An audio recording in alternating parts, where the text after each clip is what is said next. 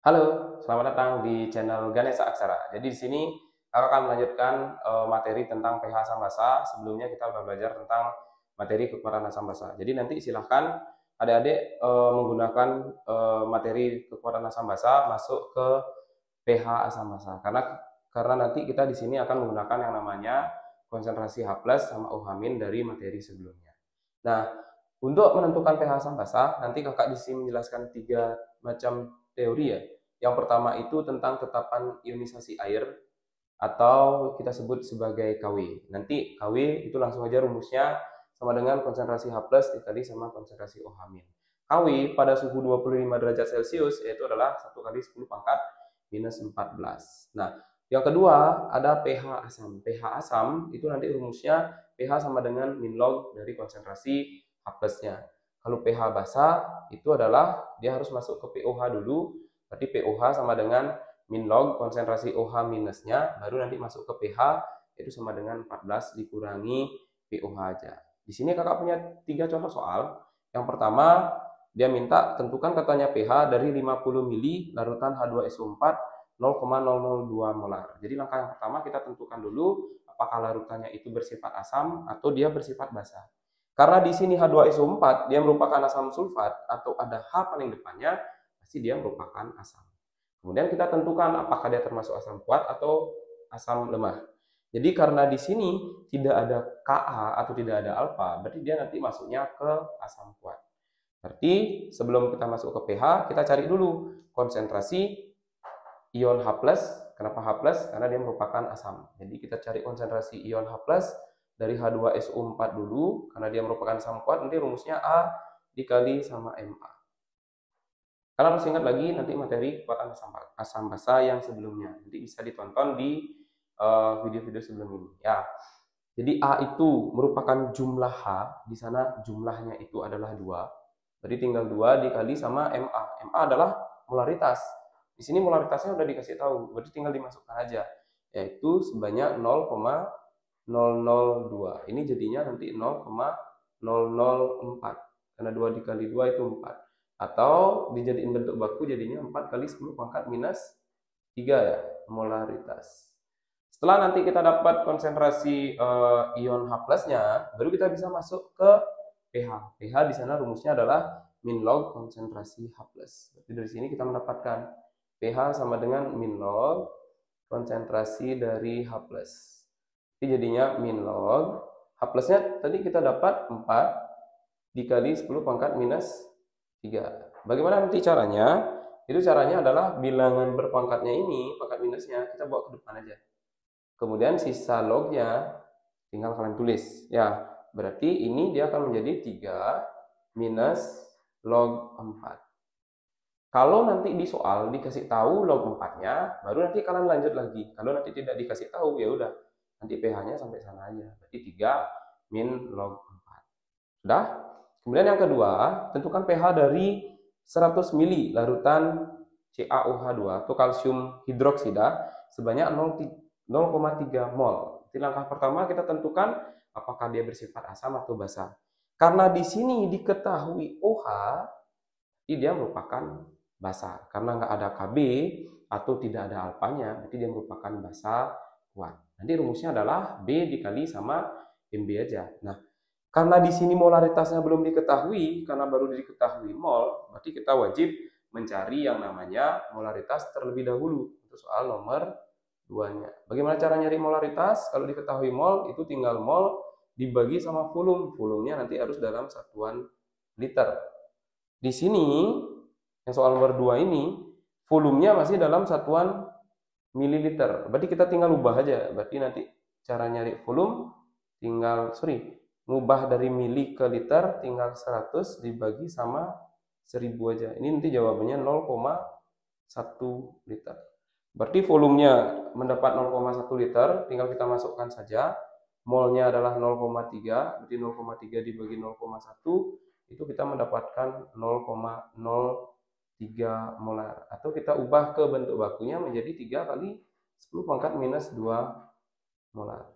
Setelah kita dapat molaritasnya, baru kita masuk ke ion OH- karena dia merupakan basa dan dia basa kuat, Berarti nanti rumusnya itu adalah konsentrasi ion OH- sama dengan B dikali sama Mb. B-nya itu jumlah OH-nya, di sini jumlah OH-nya 2, berarti 2 dikali sama Mb-nya, itu adalah 3 kali 10 pangkat minus 2.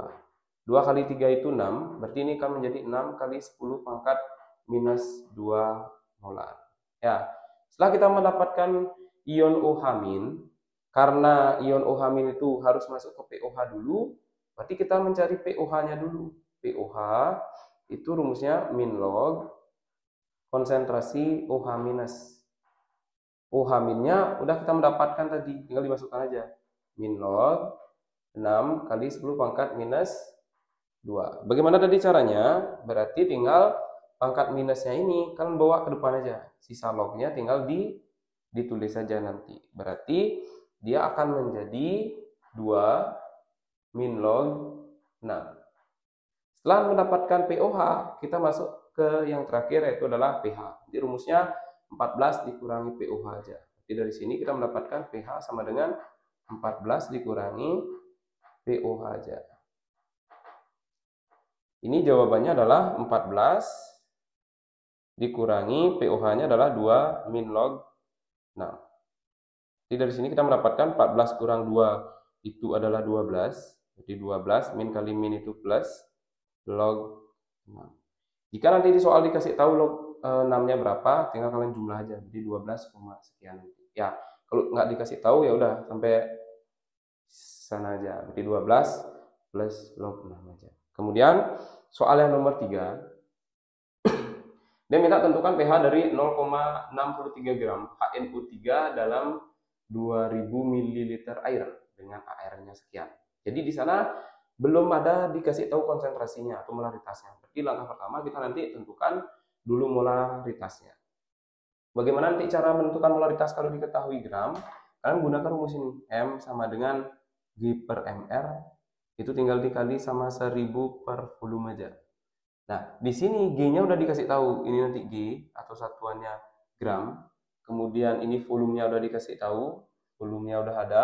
Berarti kita butuh yang namanya MR dari HNO3 dulu. Berarti kita nyari MR dulu. Bagaimana cara nyari MR? Sama kayak materi sebelumnya. Tinggal AR-nya dijumlah aja. Berarti MR dari HNO3 itu caranya adalah 1 dikali sama AR-nya H ditambah jumlah N itu 1 dikali sama AR-nya N ditambah sama 3 dikali AR-nya U. Ya, berarti di sini kita mendapatkan 1 dikali H itu 1 ditambah sama 1 dikali N-nya itu 14 ditambah 3 dikali O-nya di sini adalah 16. Berarti dari sini kita akan mendapatkan 1 ditambah 14 ditambah 48. Ini adalah 63. Ini MR ya. Setelah nanti kita mendapatkan MR dari HNO3, baru kita mencari yang namanya molaritas dari HNO3. Berarti molaritasnya itu sama dengan G per MR dikali sama 1000 per volume. G-nya di sana dia bilang 0,63 dibagi 63 dikali sama 1000 per volumenya di sana adalah 2000. Nah, jadi jawabannya berapa? Berarti langkah yang pertama kita coret-coret dulu. Di sini ada 1000 sama 2000. Bisa kita coret dapat 2. 63 sama 0,63 di sini kita dapat 0,1.